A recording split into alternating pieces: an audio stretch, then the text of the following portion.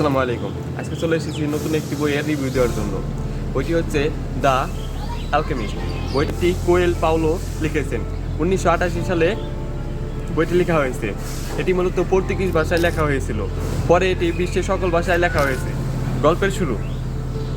গল্পের মূল চরিত্র সান্তিয়াগো। সান্তিয়াগো এক রাতে স্বপ্ন দেখেন যে এক শিশু তাকে বলছিল পিরামিডের কাছে গুপ্তধন লুকানো রয়েছে। এটি একটি অদ্ভুত স্বপ্ন এবং সে ভাবে এটি হয়তো কোনো একটা ইশারা। এরপর এক ভবিষ্যদ্বাণী এবং এক বৃদ্ধ রাজা তাকে এই স্বপ্নের ব্যাপারে সাহস দেন। গুপ্তধনের খোঁজে যাত্রা।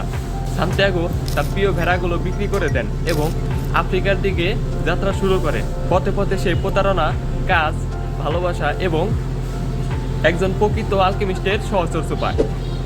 আত্ম উপলব্ধি ও বার্তা। শেষে সে উপলব্ধি করতে পারে যে তার প্রকৃত গুপ্তধন তার নিজের মধ্যেই ছিল এবং তার অভিজ্ঞতার মধ্যেই। পিরামিডের কাছে গিয়ে সে বুঝতে পারে আসল গুপ্তধন সেই জায়গাতেই যে জায়গাতে সে শুরু করেছিল, মানে তার জন্মস্থানে। মূল বার্তাগুলো: 1. নিজের স্বপ্ন অনুসরণ করা। 2.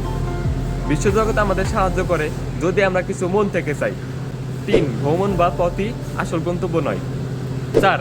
ভালোবাসা মানেই ছেড়ে দেওয়া নয়, শক্তি যোগানো। বইটি পড়ার জন্য আপনাদের সাজেস্ট করবো, আপনারা বইটি পড়ে দেখবেন এবং এটি বাংলা ভাষায়ও পাওয়া যায়। ধন্যবাদ।